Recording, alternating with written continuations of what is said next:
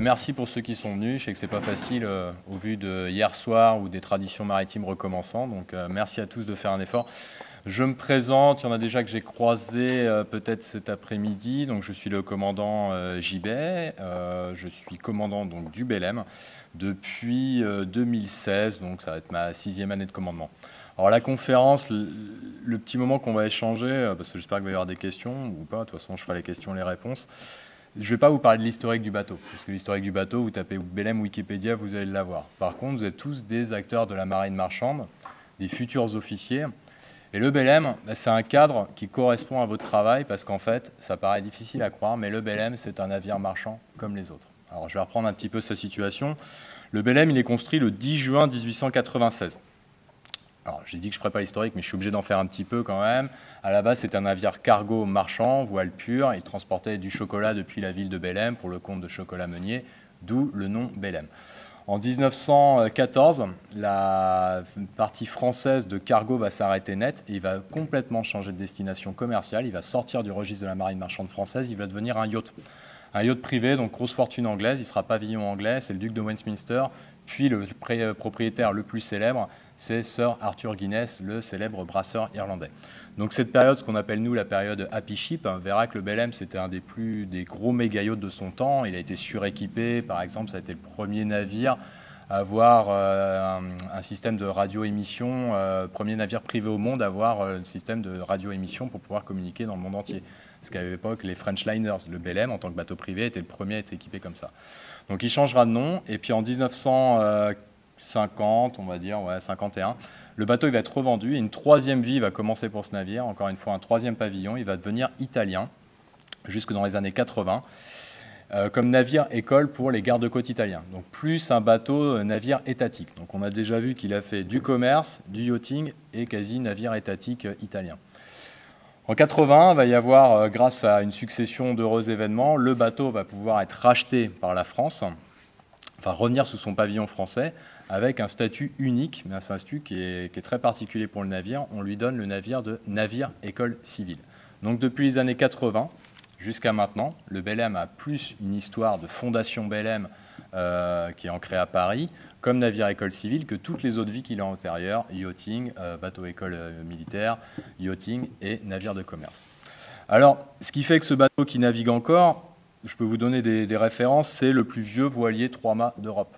3-mâts phare carré, parce que le Bel Espoir nous mettait quelques années de plus. C'est le 3e plus vieux au monde de ce type de gréement qui navigue. Alors, c'est les Américains qui en ont un, qui est le USS Constitution, qui lui est un navire militaire, qui a fait la guerre d'indépendance, qui sort jamais en dehors de ses eaux territoriales, qui est vraiment très encadré par la marine militaire. Et il y en a un deuxième qui a été restauré il y a peu de temps, c'est un navire australien qui va faire un petit peu ce que nous on fait aussi, des sorties en voile pour, alors soit des cadets, je ne sais pas encore ce qu'il fait vraiment. Donc ce bateau, qui vraiment est le plus vieux voilier d'Europe, c'est bien nous. Donc du coup, ce bateau, il a un statut très particulier. Et ce qui est très bizarre, c'est qu'en fait, on se rend compte à l'heure de la sécurité, vous connaissez tous, on vous met des engagements, etc. Un bateau de 126 ans qui navigue, ce n'est pas normal dans la marine marchande. On n'a jamais construit un navire ou n'importe quel autre moyen de locomotion pour que 126 ans après, on l'utilise encore tel qu'il peut le faire ou tel qu'il le faisait avant. Alors, la question, c'est comment on peut faire naviguer ce navire. Il faut savoir que les statuts du navire, quand on a un navire, vous avez tous des certificats. Alors, je ne sais pas, vous êtes en première année, deuxième année, il y en a qui ont déjà été lieutenant, seconde, donc vous avez tous pas encore vraiment navigué dans les jeunes. Non, voilà. Alors, vous allez voir qu'en fait, sur un bateau, vous avez un classeur gros comme ça, qui est dans la cabine du commandant, c'est tous les certificats qui font naviguer le bateau. Sans un de ces certificats, le bateau, il s'arrête net, c'est ce qu'on appelle être saisi, parce que défaut de pavillon, etc. Le Belém, il n'y a aucun papier officiel qui dit qu'il est voilier. Le statut voilier, déjà dans la marine marchande, n'existe pas. Donc tous les bateaux un petit peu fourre-tout, on va les trouver. Alors le Belém, ce n'est pas un navire de commerce, enfin, ce n'est pas un navire cargo, ce n'est pas un navire de croisière, c'est un navire, ce qu'on appelle les navires spéciaux. Alors dans la case Belém, navires spéciaux, on va en mettre d'autres, il n'y a pas que le Belém. Par exemple, tous les bateaux scientifiques de chez Ifremer, navires spéciaux. Les câbliers sont des navires spéciaux. C'est-à-dire que c'est des bateaux qui ont tellement des spécificités particulières qu'on leur donne dans le cadre légal qui est l'OMI, Marpol, SOLAS, ça doit vous parler quand même, on va leur permettre de naviguer, mais toujours avec des ajustements pour qu'on puisse naviguer. Alors, Ce bateau, il est suivi forcément par une société de classification. Alors, je vais essayer d'expliquer un peu les termes, parce que c'est vrai qu'on arrive sur un bateau, au début, vous allez voir, quand vous serez lieutenant, vous allez vous concentrer sur votre tâche à vous, votre service, faire le quart, naviguer en sécurité, maintenir la sécurité à bord. Vous allez reporter à la personne qui est N+1 au-dessus de vous, généralement c'est le second capitaine. Et puis le second capitaine il reporte au commandant. Et le commandant qui gère le bateau, en fait, il y a plein d'autorités extérieures, de cadres extérieurs qui font permettre le bateau de naviguer. Donc il y a le cadre ISM. L'ISM, c'est ce qu'on vous apprend avec les faits de partir. Quand vous partez d'un bateau, vous devez avoir une checklist. Quand vous arrivez avec un bateau dans un port, vous avez une checklist. Vous faites un travail à chaud, un permis feu, ça fait partie du code ISM. Et bien le bateau Belém, il va être géré comme ça. C'est-à-dire qu'en fait, on pourrait croire que ce bateau qui est très vieux, où on a plutôt des jeunes à bord, voilà, qu'on accueille du public, ça pourrait être un bateau associatif. Non, non, pas du tout. Le Belém, il rentre vraiment dans ces cases. Mais à chaque fois, il a fallu un petit peu trouver, d'écarter un peu la taille de la case pour que le Belém il puisse cocher. Donc en fait, il y a l'État français qui s'est porté garant de faire naviguer le Belém. Parce que quand vous arrivez avec le Belém dans un port étranger, ils vont vous dire, bon, ben, l'âge du navire, 126 ans, ils disent, ah là, on va se méfier. Vous faites quoi? Vous transportez des passagers. On dit jamais passagers à bord, parce que sinon on rentrerait dans la réglementation passager. Et là, la réglementation passager, bah, c'est des embarcations type embarcation de secours fermée, du cloisonnement pour la construction de votre navire, un équipement de pompiers pléthorique, ce que nous, on n'a pas. Donc du coup, cette case navire spécial permet en fait d'avoir un petit peu des jokers. Et surtout, l'État français nous a donné énormément de dérogations. Le Belém, à chaque mètre, vous pouvez trouver une dérogation qui est validée ou cooptée par l'État français. Alors ça veut dire, Belém, c'est marqué Belém Nantes au cul du navire. On n'est pas immatriculé à Nantes. On est un bateau RIF, registre international français, comme la plupart des bateaux français navigants. Le registre international français est basé à Marseille. C'est pour ça que sur nos bouées, c'est marqué Marseille, mais Nantes, au cul du navire, c'est une dérogation de l'État français pour permettre au Belém de porter encore cette marque historique. Alors justement, après, on va avoir d'autres acteurs qu'on ne va pas trouver sur d'autres bateaux, qui sont assez intéressants. Nous, on a les monuments historiques. Les monuments historiques nous donnent un cadre. Exemple, quand moi je vais repeindre une cabine, je n'ai pas le droit de la repeindre en vert, en bleu, en rose. On doit rester dans les couleurs qui étaient définies dans l'idée de continuer l'aspect historique du navire. On a aussi des marques, par exemple, on a des marques de mécénat. Alors le mécénat, c'est le Belém, il ne peut pas être rentable. Le Belém, de par son but commercial premier, qui est de permettre l'accessibilité au plus grand nombre de naviguer à bord, on a un équipage 100% français, on ne navigue pas toute l'année, et on a un prix moyen pour venir naviguer avec nous. Si vous allez sur notre site, vous avez le droit de naviguer. Tout le monde ici a le droit de naviguer sur le Belém. Il faut juste s'inscrire. Le billet moyen, il est à 190 € par jour. Alors ça peut paraître cher, mais en fait, ça reste un produit accessible pour quelqu'un qui veut vraiment le faire.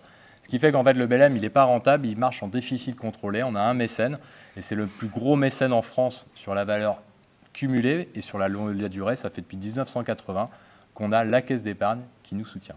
Donc cette caisse d'épargne qui nous soutient fait qu'en fait, on peut faire marcher le Belém avec un budget annuel qui est relativement faible. Dans la marine marchande, nous marche avec 3 millions d'euros. 3 millions d'euros, forcément, le premier poste, c'est les salaires. On est 16 marins français qui naviguent. C'est très très cher sur un bateau, 16 marins français. Vous ferez très peu de bateaux dans la marine marchande, à part les ferries ou certains bateaux de croisière où vraiment il y a une pléthore, un nombre d'équipages très important qui fait que la proportionnalité fait qu'il y a beaucoup de Français à bord.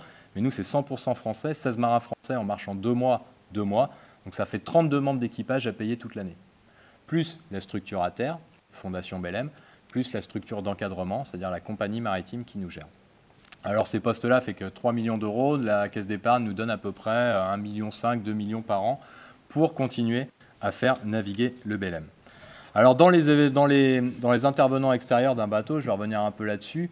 Des fois, vous allez, j'espère que vous allez en vivre, de toute façon vous en vivrez au fur et à mesure de votre carrière, c'est ce qu'on appelle des visites annuelles.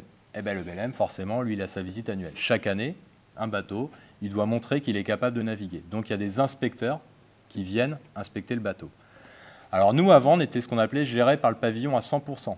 Tous les inspecteurs qui montaient une fois par an à bord du Belém, c'était des contrôleurs des affaires maritimes. Donc des gens qui représentent l'État, comme la vedette, le bateau gris qui est à côté de nous, c'est un bateau de l'inspection maritime. C'était l'État garantissant le bon fonctionnement dans le cadre de la marine marchande française du Belém. Alors cette année, c'est un petit peu particulier. L'État se désengage beaucoup de cette mission-là quotidienne pour tous les navires portant pavillon français parce qu'ils n'ont pas la capacité, avec tous leurs fonctionnaires, de pouvoir certifier tous les bateaux chaque année. Donc ils ont délégué à ce que vous allez connaître, c'est des sociétés de classification.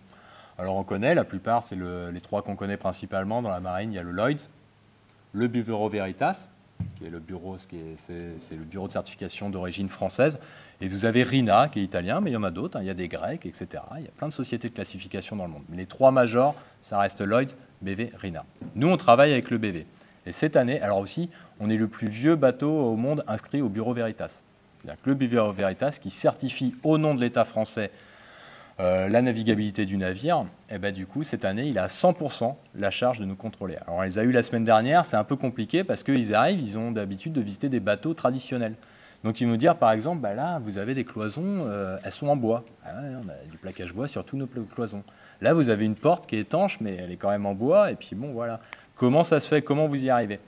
Alors, on dit, bah, normalement, l'État français nous coopte. Alors là, le petit problème qu'on a en ce moment avec le BV, c'est que le BV, pour prendre la main là-dessus, il veut être sûr qu'en fait tout soit marqué noir sur blanc par l'État français et qu'il fasse thème par thème dérogation. Donc là, par exemple, le BV va demander la dérogation écrite noir sur blanc par l'État français que le BLM, bien qu'il ait plus de 64 personnes à bord, parce que quand on navigue, on est 16 marins français plus 48 civils à bord, donc ça fait plus de 60, on n'est pas des embarcations d'abandon type fermé. Donc on va devoir le marquer, parce que bien sûr, on ne va pas commencer à mettre des bossoirs, etc., hydrauliques sur le BLM.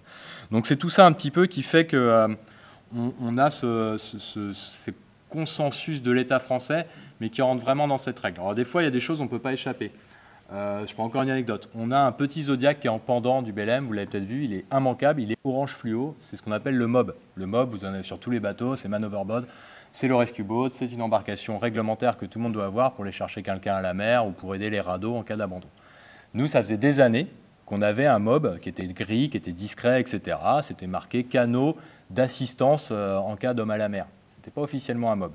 On a voulu changer au début. Tiens, on va acheter un super Zodiac gris, on va prendre le même que les pompiers de terre. On commence à regarder des sites, des centrales d'achat.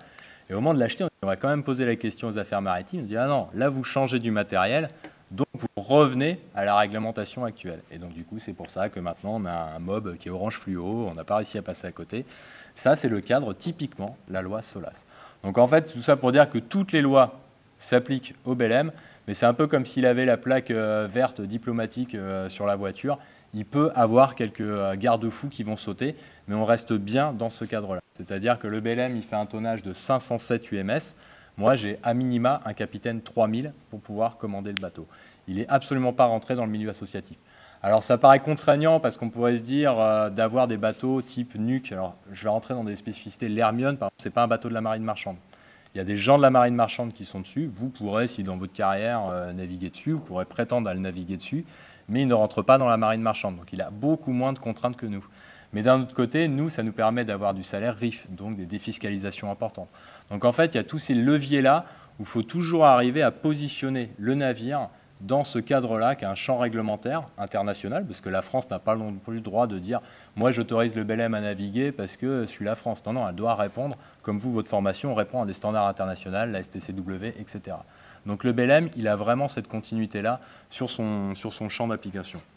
Donc c'est toujours l'enjeu entre trouver l'équilibre entre la loi et les besoins spécifiques du navire.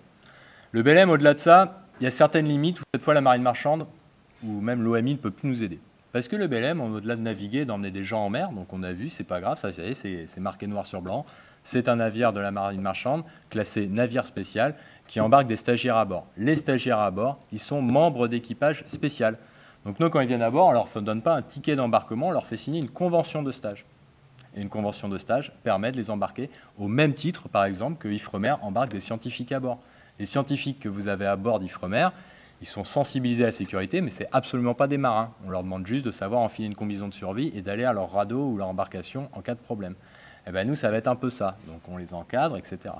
Pareil, dans les dérogations qu'on a eues, nous, on nous a dit, équipage spécial, vous devez avoir une combinaison de survie pour tous les membres d'équipage. Ouais, mais là, vous demandez 64 combinaisons de survie, si je les mets dans les petits box qu'on donne pour nos stagiaires, il n'y aura plus de place. Donc on a dû travailler avec l'État français, etc., pour avoir ces dérogations. Alors ça paraît simple sur le papier, après il y a toujours une petite lourdeur administrative, ça passe ce qu'on appelle dans les CSN. Alors les CSN, c'est les centres de sécurité navire. La commission à Paris, qui réunit tous les CSN et tous les demandes des CSN régionaux, elle dit moi j'ai tel bateau qui a besoin de ça, moi j'ai tel bateau qui a besoin de ça, est-ce qu'on peut s'arranger? C'est réuni une fois tous les mois ou tous les 3 mois, je ne sais plus, elle se réunit et elle prend chaque dossier, elle dit ça oui, ça non je refuse, ça oui pourquoi pas, ça non, ça à étudier, etc. Donc souvent on a gagné, parce que bon, il y a quand même une bienveillance, puis stopper le BLM parce qu'il y a un petit défaut de réglementation, ça serait dommage. Mais il y a des fois, on s'est fait stopper. Par exemple, un fait est que le BLM est enregistré au cabotage international. Le BLM n'a pas le droit de partir à plus de 200 000 des côtes. Donc vous ne verrez jamais le BLM au milieu de l'Atlantique, en transatlantique. Sauf que, des fois, on a eu des dérogations. Pour des besoins spécifiques dus au BLM, alors ça, il n'y en a pas eu beaucoup, malheureusement, on aimerait bien le faire plus souvent. En 86, 2002 et 2008, le BLM a fait une transatlantique. Eh bien, il a fallu demander aux affaires maritimes l'autorisation exceptionnelle de pouvoir quitter notre zone de navigation autorisée. Donc c'est toujours un enjeu. Alors moi, en tant que commandant, parce qu'on est une petite structure, j'y suis intéressé, mais c'est vrai que la plupart du temps, bon déjà au niveau lieutenant, second, vous êtes dans l'exécutif du bateau, ce n'est pas des choses que vous verrez, mais il faut comprendre les enjeux de toutes ces choses, parce que des fois vous arriverez à bord, vous dire pourquoi on fait ça comme ça pourrait être plus rapide comme ça, c'est que non, en fait, vous n'avez pas le droit de le faire en dehors de ça. Typiquement, c'est souvent l'ISM qui va un peu vous brider. C'est-à-dire que vous allez dire moi j'aimerais bien pouvoir faire ça rapidement. Non, maintenant on a dit qu'on faisait un permis feu à chaque fois. Donc dès que tu sortiras un chalumeau ou un fer à souder, tu mettras un permis feu. Bon, ça devient des fois un petit peu sclérosant, c'est-à-dire ça vous comprime, ça vous empêche tout ça. Mais rappelez-vous qu'à la base, le but premier, c'est d'éviter sur les bateaux où ça court partout, on n'est qu'à l'initiative. En fait, c'est toujours procéduriser les choses. Donc le BLM, de par ce petit bateau à la voile qui paraîtrait un petit peu sauvage dans son aspect d'exploitation, je crois qu'on a à bord, on doit être à, ce qui n'est pas énorme pour un bateau, on doit avoir à peu près 80 procédures spécifiques au BLM. Alors ce qui est marrant, c'est qu'il n'y a aucune procédure spécifique sur les conduites des voiles. Notre procédure spécifique des conduites des voiles, c'est se référer au guide du Massenet, qui était un guide d'utilisation de la voile traditionnelle. On n'a rien inventé de mieux, et on a juste une page scannée qui dit voilà, ça c'est notre guide de référence, et toutes les manœuvres de voile feront référence à ce guide. Donc là, on a bien truqué les ISM, parce que si à chaque fois qu'on devait envoyer une voile, on devait faire checklist, bon, est-ce que tu as pensé à choquer les cargues, ouais, est-ce que tu as pensé à reprendre l'écoute, ouais, est-ce que on ne le ferait pas, on ne pourrait pas, parce qu'il y a tout un process où il faut que ça soit fluide. Donc ça a été ça dans les aménagements bord qu'on a pu trouver. Et après, à chaque fois, à nous, à chaque situation, d'avoir su adapter le jeu des procédures BLM pour qu'elles soient utiles, mais pas contraignantes. Ça, par contre, dans votre métier, vous serez peut-être amené à le faire. Typiquement, vous allez sûrement faire des fois, vous allez en faire d'ailleurs, des exercices incendie. Un exercice incendie, on le fait, après on fait un briefing, tout ça, et vous allez voir qu'au briefing, il y a toujours des bonnes idées. Ouais, alors moi je pense que si on déplaçait l'extincteur de là, et puis que si on faisait venir telle équipe, tout ça, machin. C'est une super bonne idée, sauf que si vous le faites, vous devez le marquer, vous devez changer tout votre code ISM, ça doit passer à terre pour validation, revenir à bord, accepter, etc. Donc en fait, ce qui fait que des fois, on avance un peu moins vite dans ce cadre-là, mais c'est utile, ça fige les choses, parce qu'au moins, on sait qu'à chaque situation, on réagira de cette manière-là. Il n'y a pas de place pour l'improvisation, et c'est ça aussi qu'il faut que vous compreniez un petit peu dans votre façon de voir le travail. Alors, là, je ne parle pas que du BLM, mais c'est super important. Moi, j'ai vu beaucoup de frustration des fois. Alors maintenant que je suis passé un peu de l'autre côté, au briefing, je dis non, mais ça va, ça passe. Ouais, de toute façon, si on commence à mettre des si partout, on ne fait rien. Mais faites attention, dites-vous que ce n'est pas un refus des bonnes idées, c'est qu'une bonne idée, avant qu'elle soit appliquée sur un bateau, ça doit faire un chemin. Et ce chemin, il passera forcément par l'autorité à terre, par la terre, par votre compagnie. Et votre compagnie, elle a ce qu'on appelle un monsieur très important, que vous allez voir souvent, c'est le DPA, la Designated Person Ashore. C'est la personne de la compagnie qui est responsable de la sécurité de tous les bateaux.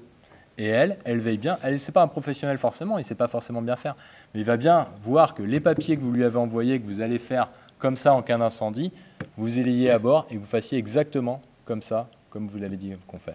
Cette fameuse phrase qu'on a sûrement déjà vous dire, l'ISM, c'est faire ce qu'on dit et dire ce qu'on a fait, un truc comme ça. Donc du coup, c'est exactement ça pour le BLM. Alors j'en reviens un petit peu sur le BLM, parce que le BLM, il a d'autres missions très particulières. C'est un bateau qui navigue, qui transporte des gens. Bon, très bien, ça y est, on a vu qu'on avait moyen de le faire naviguer. Maintenant, le BLM, c'est un musée. Donc le musée, ce qui veut dire qu'on est classé monument historique. Comme on est classé monument historique, j'en ai parlé un petit peu, on a une autorité, c'est la DRAC, la Direction régionale des affaires culturelles.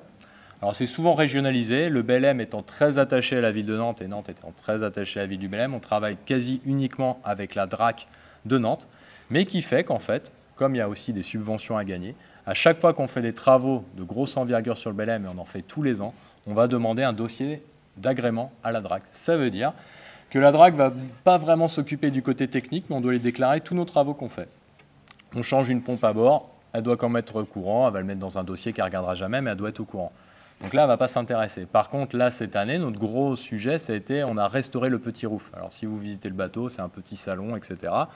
Et ben là, la DRAC, elle a mis son nez dedans. Elle dit, attendez, vous ne travaillez pas avec n'importe quel artisan. Il faut que vous travailliez avec un artisan agréé DRAC. C'est comme si vous aviez un château, en fait. Un château, vous n'avez pas le droit de faire des travaux s'il est classé monument historique. Donc le BLM, il va prendre encore cette contrainte en plus de l'ISM, de l'état du pavillon, des demandes BV. Donc on est rendu à beaucoup de contraintes pour faire naviguer un bateau. Et puis j'en rajoute une dernière, qui est un peu floue, mais en fait on se rend compte qu'on est un peu dedans. On est aussi ce qu'on appelle un ERP, établissement recevant du public. Quand on est à quai et qu'on fait des cocktails, c'est pas très prévu en fait sur les bateaux de commerce de faire des cocktails. Il n'y a pas une règle OMI ou un truc qui dit bon, ben, en cas de réception à bord d'un cargo, parce que ça arrive jamais, faut être honnête. Comment on fait? Eh ben nous, du coup, on est obligé de se rapprocher un petit peu des ERP ou par exemple quand on a cherché nos protocoles Covid. Nous, nos premiers protocoles Covid, ça a été un sketch parce qu'on est arrivé sur les mêmes protocoles. On était géré par une compagnie maritime, c'est ST Management, qui gère des tankers. Ils nous ont dit alors le protocole, bon, bah, comme bateau, j'ai pas à juger. Bon, bah, quand le pilote il arrive, vous l'accueillez. Il y a une personne qui l'accueille sans lui dire bonjour. Vous lui donnez une chaise, vous la désinfectez après. Il s'assit là. S'il touche un crayon, vous le sortez. Tous les gens qui viennent à bord, bah, du coup, ils doivent remplir le registre. Bon, ça, on le fait d'une certaine manière. Ils doivent montrer patte blanche, limite un test PCR, etc. Machin. Mais nous, on dit, mais nous, on va faire des visites publiques. Comment voulez-vous qu'on ouvre notre musée BLM avec votre protocole marine marchande anti-Covid? Typiquement aussi, moi, j'ai des ressortissants français à bord. C'est mes marins. On était à quai tous les soirs dans des villes. Moi, j'ai pas le droit d'aller confiner, même si je donne un ordre à mes marins français qui sont détenteurs de leur passeport français et qui vivent en France, dire ben non, ce soir tu sors pas, tout le monde est confiné. C'est très très difficile à faire quand il n'y avait pas de couvre-feu. Pourtant, la compagnie, il y a plein mal de compagnies qui ont dit bah, bon, on va rester comme ça, personne sort du bateau en escale, on reste entre nous, on voit au minimum les gens et c'est comme ça qu'on pourra continuer à faire naviguer les bateaux. Alors nous, on ne l'a pas fait. Bon, on s'est fait on s'est fait clusteriser. On l'a pris en pleine tête à Cannes. On était 6 sur 12 à avoir le Covid. On a pris la quarantaine, pavillon jaune, coupé relevé, etc. Donc tout ça, en fait, ça a été voilà. Donc nous, on a plusieurs lectures de la réglementation et c'est ça qui est très intéressant de mon côté à moi, parce que justement, j'ai à essayer de trouver avec la Fondation BLM les solutions qui nous permettent de pouvoir faire visiter le bateau, parce que c'est un de nos premiers objectifs. Alors je vous passe par tous les atermoiements qu'il y a eu avec Castex qui disait que finalement, quand on était cas positif mais vacciné, on n'avait pas besoin de se confiner si c'est le cadre au travail. Sauf que juste une petite chose, un bateau n'est pas considéré travail, c'est un lieu de vie. Donc si vous êtes positif à bord d'un lieu de vie, tout le lieu de vie et les gens qui vivent dedans deviennent confinés. Donc c'est pour ça que les cargos avaient très très peur pendant le Covid, parce qu'un mec malade à bord, en théorie, vous le mettez dans votre cabine, ouais, mais il a mangé avec d'autres gens, donc les gens doivent faire quarantaine, etc., etc. La compagnie qui nous gérait, donc ST Management, pendant cette période-là, elle avait 2 ou 3 bateaux à Santander. À un moment, il y a 2 de ces bateaux qui se sont retrouvés bloqués au chantier à Santander, 0 travaux pendant 10 jours, parce qu'ils avaient eu un cas positif à bord. Donc là, les ouvriers n'avaient plus le droit de monter à bord, et les matelots n'avaient pas le droit de descendre à terre. Donc bon, ça, c'est les contraintes. Donc je reviens, nous, on est aussi donc monument historique, ERP. On a aussi, alors la limite, là c'est en interne aussi, on a nous ce souci quotidien d'assurer la sécurité de notre personnel à bord. Le principal risque du BLM, vous vous en doutez, c'est monter dans la mâture et se casser la figure. En fait là, alors bon là je vais aussi faire un peu un creuset, il n'y a pas vraiment de réglementation maritime sur les normes à faire quand vous travaillez en hauteur. C'est-à-dire que vous, quand vous allez devoir travailler en hauteur, vous allez prendre des harnais, d'une certaine manière, qui sont homologués pour un travail en hauteur, ce qu'on appelle statique, où vous êtes limité dans vos déplacements, sauf que moi, les matelots, il faut qu'ils partent du point 0 sur le pont et qu'ils aillent tout en haut. Donc en fait, il n'y a pas de sécurité pour nos matelots dans cette évolution-là. Quand nous, on monte dans la mâture, on ne s'assure pas. Toutes nos ascensions verticales sont faites sans assure. C'est qu'une fois sur les vergues, alors les vergues, on y va quand on veut détacher la voile pour être prête à l'envoyer, ou serrer la voile, c'est-à-dire à plusieurs, pour faire les petits plis et pour pouvoir la fixer, la saisir sur la vergue. Là, on va s'assurer parce que vous avez besoin de vos 2 mains.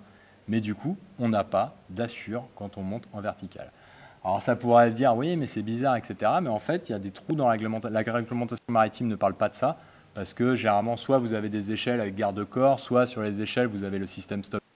Mais nous, comme il y a une volonté d'urgence et de liberté dans la mâture pour notre sécurité, on a pris le parti pris de ne pas assurer notre personnel lorsqu'il est en ascension mature.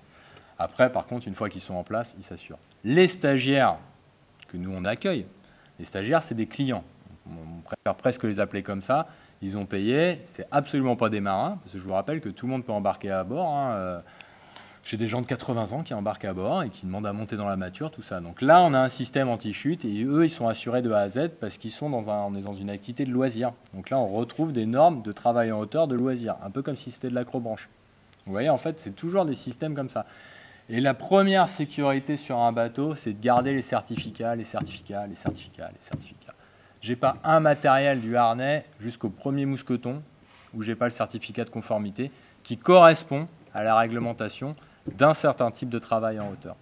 Donc c'est toujours ça aussi, hein, c'est garder des garde-fous, parce que tant que ça va, mais le jour où vous avez un accident grave, c'est les premières choses qu'on va vous demander, quel est le cadre légal dans lequel vous avez.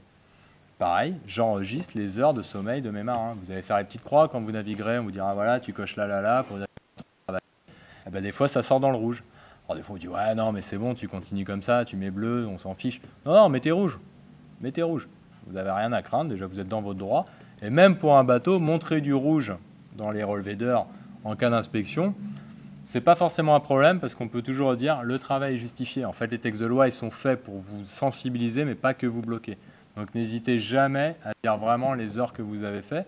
C'est pas une compète, ça sert à rien de travailler pour travailler. Si vous pouvez aller faire une sieste parce que vous estimez faire une sieste, allez la faire. Mais ça sert à rien de forcer votre talent en disant ouais j'ai fait 12 heures sur le pont, je vais être non, ça sert à que dalle. Par contre, des fois, il y a des besoins. Moi, je sais que les lieutenants, bon, Gabriel, il n'a pas encore commencé vraiment, mais nous, il y a des journées types. On a fait une journée de navigation, on arrive à 16h l'après-midi, il y en a qui ont fait le minuit à 4, à 16h ils sont en manœuvre, à 18h j'ai dû revoir mes stagiaires à 16h30, à 18h j'ai le premier traiteur qui arrive, à 23h je suis encore en fin de traiteur et là j'ai besoin du lieutenant pour l'accueil, etc. Donc le mec il aura fait minuit 4, 16h, 23h, donc là c'est sûr que le rouge il va sortir. Donc après, bon, bah, ça c'est de l'aménagement, on va dire au lieutenant, bah écoute, demain tu te lèves un peu plus tard, tu fais une grasse mat ou des trucs comme ça. Faut surtout, nous on est très dans cette action-là, on responsabilise énormément aussi nos officiers sur fais pas 8 heures pour faire 8 heures. Moi je préfère que tu bosses bien 8 heures et puis que de temps en temps tu aies une après-midi de libre et que tu ailles t'aérer ou te reposer plutôt que de bosser pour bosser. C'est un peu le problème, c'est que souvent il y a des compagnies, on est vraiment dans des horaires, faut faire 10 heures faut faire 10 heures, bah, vaut mieux peut-être faire 2 fois 8 heures. 12 heures et comme ça au moins vous étiez sur le pont quand il fallait. Donc ça c'est des choses au quotidien qu'on met sur notre exploitation. Alors le BLM, je vous l'ai dit, si je reviens sur quelques chiffres, donc il y a un mécénat, c'est 3 millions d'euros pour faire fonctionner le navire, ce qui est très faible, hein, on n'a pas les meilleurs salaires de la marine marchande. Nous on est sur un secteur, je le dis souvent, pour un 3-mâts, souvent quand vous voulez faire de la voile traditionnelle, soit vous tombez dans le milieu associatif, Bel Espoir, l'Hermione un petit peu moins, mais Bel Espoir, Escoffier ou des choses comme ça. C'est très bien, vous avez beaucoup navigué, par contre vous n'avez pas touché grand chose et en plus vous n'aurez pas de chômage, etc. Le BLM, lui, il est quand même enregistré comme cargo, donc nous, tous nos marins, ils sont sous ENIM, ils ont le RIF, ils ont les congés payés et ils cotisent aux ACEDIC. Donc ça reste un métier vivable, vous pouvez vivre de votre salaire sur le BLM. Par contre, bien sûr, le fonds de commerce du BLM, transporter 48 passionnés qui tirent sur des bouts, il y a beaucoup moins d'argent qui circule que quand vous avez un pétrolier avec les soutes pleines. Donc du coup, les rémunérations sont beaucoup plus faibles que certains milieux de la marine, où forcément il y a plus de bénéfices, donc plus de salaires, etc. etc. Donc ça, c'est à vous aussi. Après, vous verrez, hein, vous ferez, j'espère, plusieurs expériences avant de trouver votre voie. Parce que bon, au début, on fait un premier embarquement. Quand on est élève, c'est quand même bien d'essayer de voir au moins 2 ou 3 types de bateaux différents. Parce qu'au début, on se dit, tiens, telle compagnie me fait confiance, ils me reprennent. Tant que vous êtes élève, essayez un petit peu d'aller papillonner à droite à gauche pour savoir ce qui vous plaît. Moi, j'ai commencé, j'ai fait une fois du cargo, j'ai vu que c'était pas pour moi. Hein. C'était un minéralier. J'ai fait, comme vous allez peut-être faire, c'est mon record, 137 jours de mer. Bon, voilà, très bien. Sur 137 jours de mer, j'ai dû manger 8 jours d'escale. Bon, ça m'allait pas. Mais il y a des gens à qui ça va très bien. Il y a des gens à qui ça va très bien. Journée, tout ça organisé. Après, je suis parti au Ponant, je suis parti à Brittany Ferry. Déjà, je sentais que les bateaux, il y a plus de monde, ça me plaisait. J'avais commencé à faire le BLM. J'ai arrêté le BLM parce que j'avais fait second capitaine 3 ans. Puis normalement, quand j'ai vu que la place était prise, je n'avais pas resté second capitaine pendant des années. Hein. Donc je suis parti ailleurs. Je suis parti à Orange Marine, poser du câble. Bateau de travail, beaucoup de monde à bord aussi, très intéressant. Puis après, j'ai eu cette opportunité. J'ai même fait un tout petit peu de yachting, pour vous dire. Je suis allé voir un petit peu quand même. Mais j'avais trouvé ma sensibilité, c'était le bateau où il y a du monde à bord. Il y a des gens, ça va être l'inverse. Ils vont dire, mais moi j'adore les traversées longues parce que j'ai le temps d'aller dans mon travail, j'ai le temps de m'organiser, je suis maître de mon temps. Moi, je me fais secouer par mon planning tous les jours, hein. Tous les jours, ah oui, il y a ça, mince, bon Dieu, et ça, j'ai une charge mentale, on en a tous. Mais moi, c'est pas très compliqué, mais ça va dans tous les sens. Bon, il y a des bateaux, on aime bien être excité, il y a des bateaux, on aime bien être calme. Ça sera à vous de trouver un peu votre voie personnelle là-dessus, quoi. Donc nous, c'est chaque année, on va faire une bonne, je sais pas combien de stages, en tout cas, on a à peu près 1500 personnes qui naviguent avec nous chaque année. 1500 personnes, le point commun, c'est qu'ils ont juste cliqué sur je veux embarquer Fondation Belém. Ils ont rempli leur certificat médical, ils sont acquittés du droit de stage et ils sont venus à bord. C'est même pas moi qui détermine si la personne peut naviguer ou pas.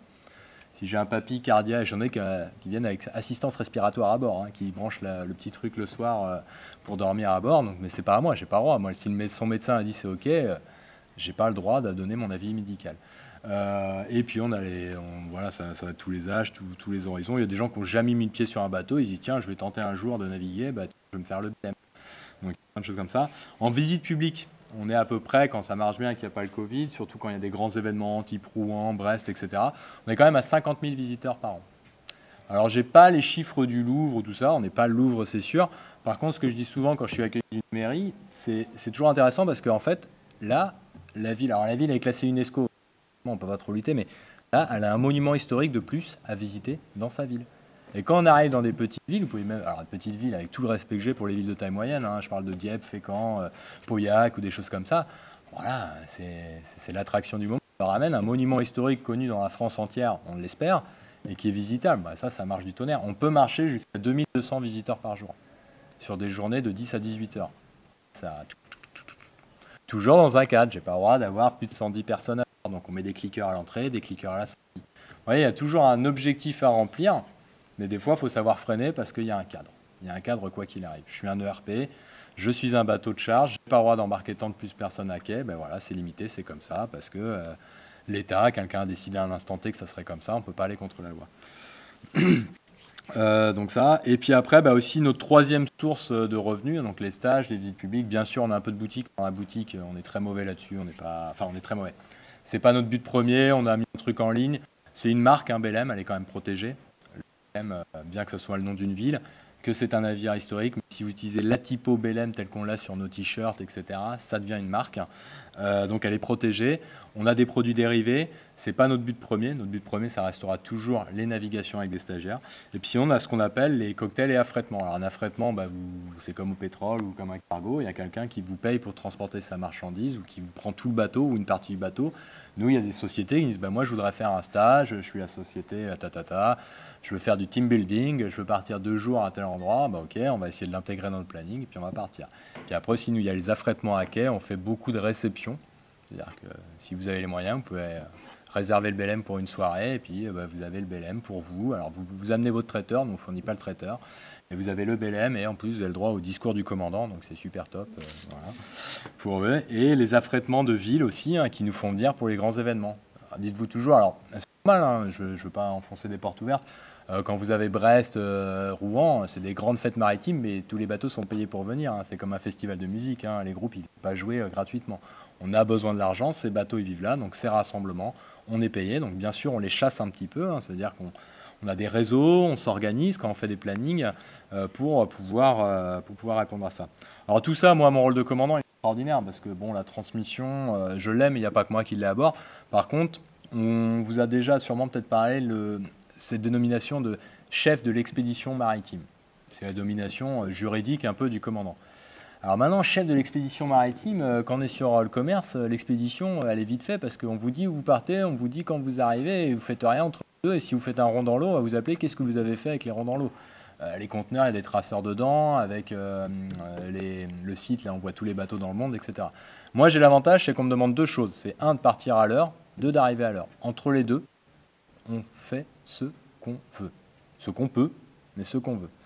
Et en plus, du coup, on a cette possibilité d'aller emmener les gens visiter des îles intermédiaires. Par exemple, quand je vais faire un Brest-Saint-Nazaire, hop, on a décidé, tiens, on va aller mouiller à Watt, on met le bateau, on va mouiller à Watt, on met les Zodiac à l'eau et on emmène les gens aller prendre une tasse à Watt et puis on les récupère à minuit.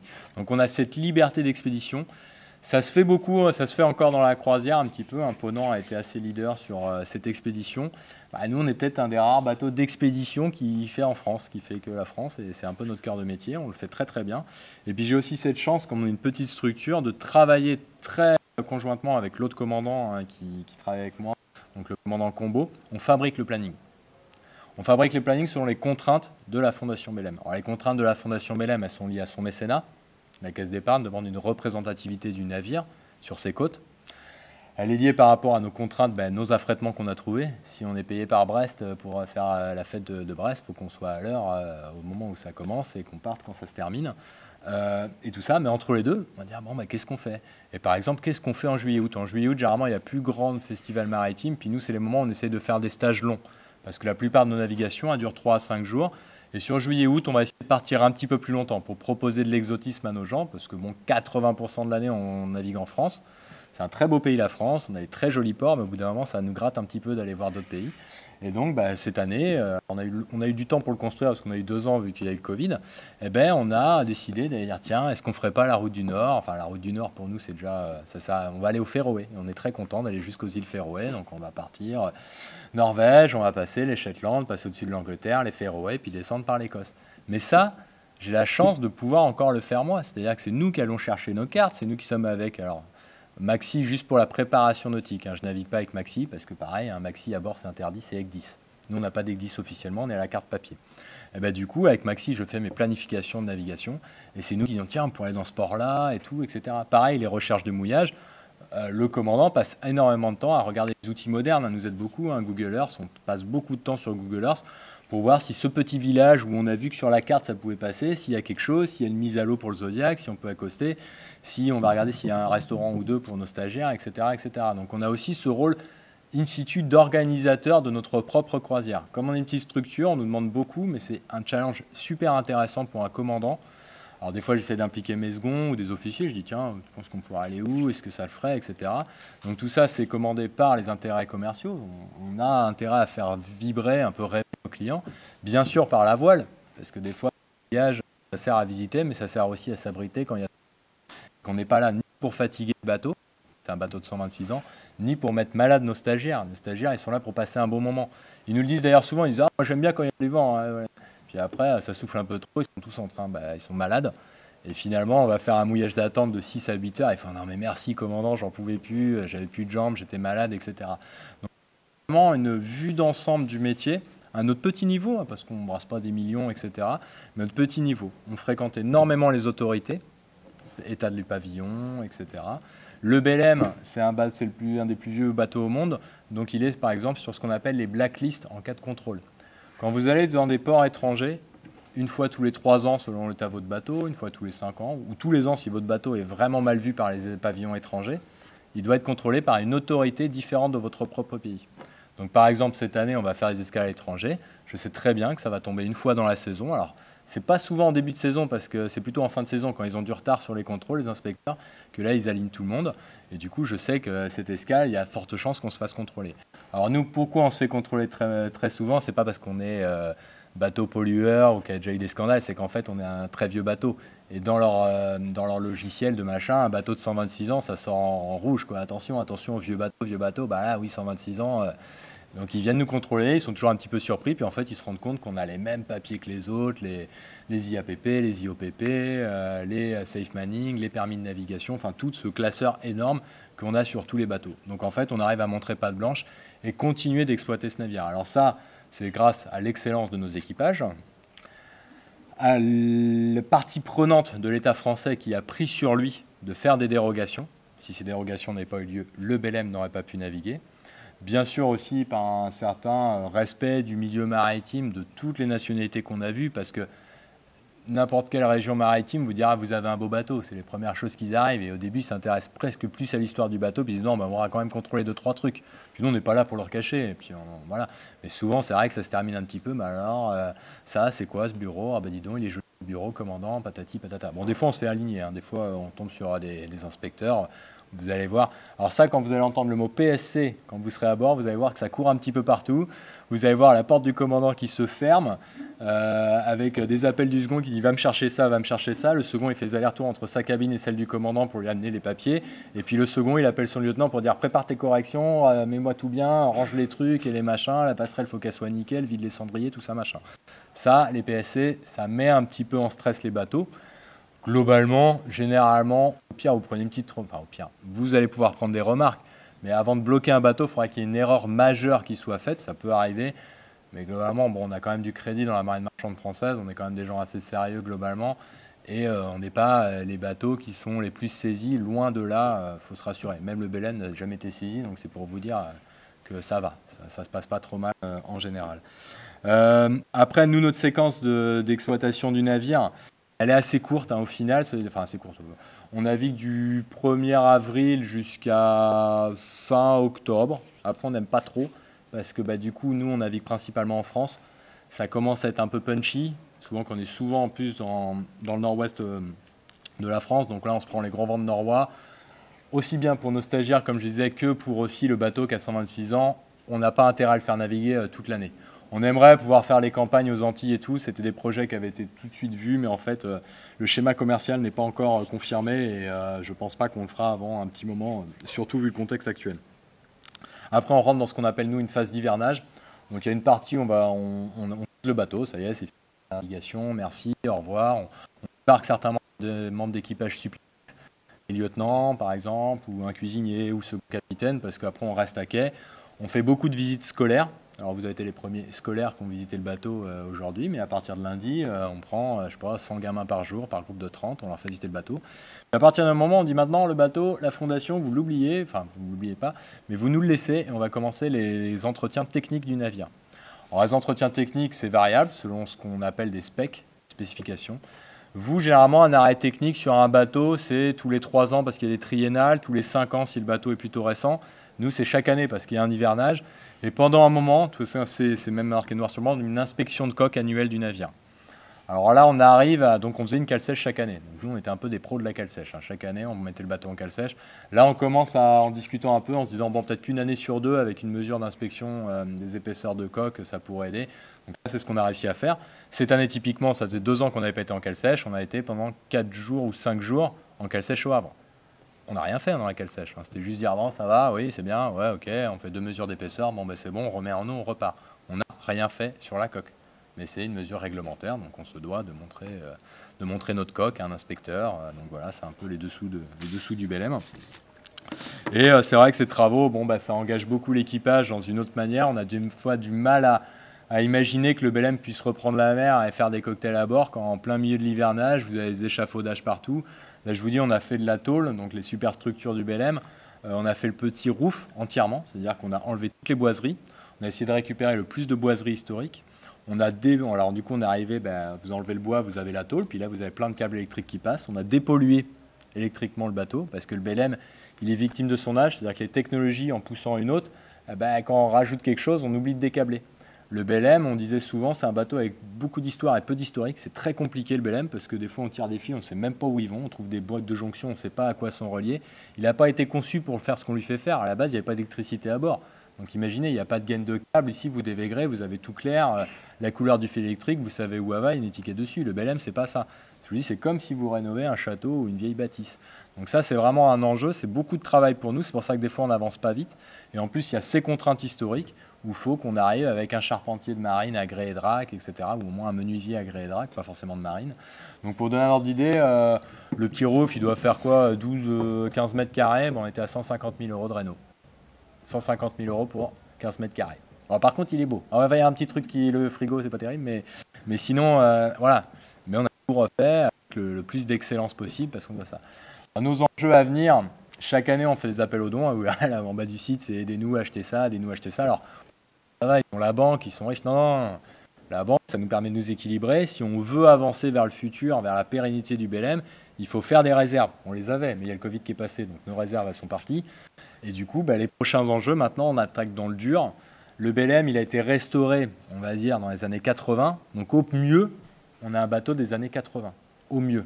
Déjà, un bateau des années 80, c'est très très vieux. Il n'y en a plus beaucoup qui naviguent. Là, il y a le Croze de chez Orange Marine qui vont désarmer, qui vont déconstruire, qui est construit en 85. Des bateaux des années 80, vous n'en verrez pas beaucoup dans votre carrière. Limite, je ne vous souhaite pas.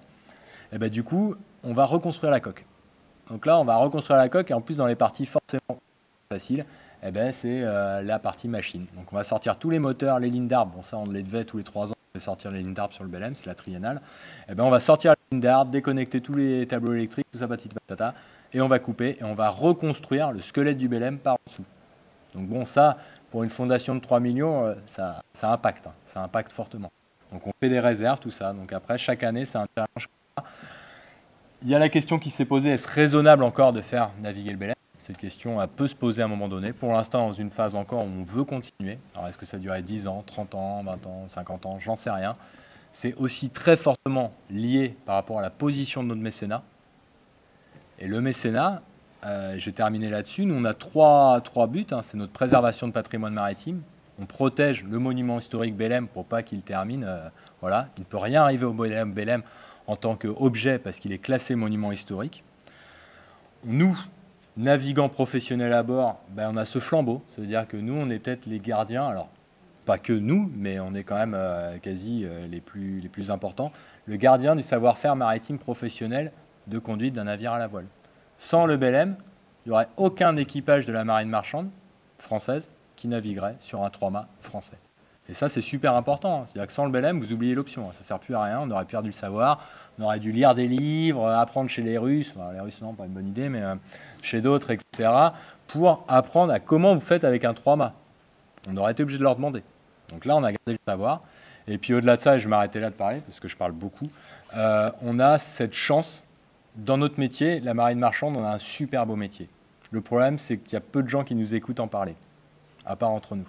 Eh ben moi, j'ai le meilleur outil de com, c'est-à-dire que j'ai des gens qui payent, qui viennent à bord et qui demandent à des professionnels de la marine marchande comment on fait. Du cuisinier jusqu'au commandant, ils s'interrogent sur comment on fait ça. Un officier, il fait des points sur la carte, il va expliquer aux gens. Et ça, c'est vraiment ce qu'on appelle un lien entre l'univers professionnel de la marine marchande vers le civil. Il n'y en a pas beaucoup, j'en connais pas beaucoup d'autres que le Belém, qui 1500 personnes sont approchées et nous demandent un peu. Et nous, du coup, on extrapole, on leur parle que de la voile. La voile, bien sûr, c'est quand même notre cible pédagogique première, mais on leur explique, on les emmène dans le rail. On dit, voilà, ça, c'est le rail. Donc, on leur explique, oui, tous les bateaux polluent pas, nous prenez pas pour des pollueurs systématiques, on fait notre travail, et ces bateaux-là font leur travail avec tout le respect qu'on leur doit, etc. On leur met, alors maintenant ils le savent, enfin quoique pas tous, on leur dit, mais là tout ce que vous avez sur vous, 90% de ce que vous portez sur vous, ce que vous avez dans votre maison, à un moment donné, il y a un truc qui a été transporté par bateau. Et regardez, là ils sont en train de passer, là il y a votre future commode, là il y a ton téléviseur, il y a ton machin, etc. Et les gens, ils réalisent tout ça. Et ils réalisent aussi ce que c'est le monde de la mer professionnel, parce qu'au début, on les attrape un petit peu avec ce monde ancien, historique du Belém à la voile, et puis finalement, ils se rendent compte que c'est, ah ouais, une passerelle, c'est ça un radar, ah ouais, c'est ça la nécessité de toujours regarder devant, même s'il n'y a rien à voir, ouais, on va le faire la veille. Et tout ça, on a un outil super pour ça, pour justement créer du lien entre notre métier qui est peu connu, où il y a beaucoup de fantasmes. Alors, les fantasmes, ouais, les marins sont alcooliques, tout ça, une femme dans chaque port, ça reste encore. Moi, je rencontre des civils, c'est mon quotidien. Tous les jours sur mon bateau, déjà quand j'ai commencé, vous n'êtes pas barbu, vous êtes jeune pour être commandant. Bah oui, faut pas avoir 60 ans pour être commandant, sinon ce serait un peu dommage. Quand vous montez dans un avion, vous aimez bien que le commandant il soit jeune. Bah là c'est pareil sur un bateau, c'est normal. Et donc on a cette chance avec cet outil. Puis en plus c'est transgénérationnel. Là je m'arrête vraiment par cette jolie phrase que je dis souvent.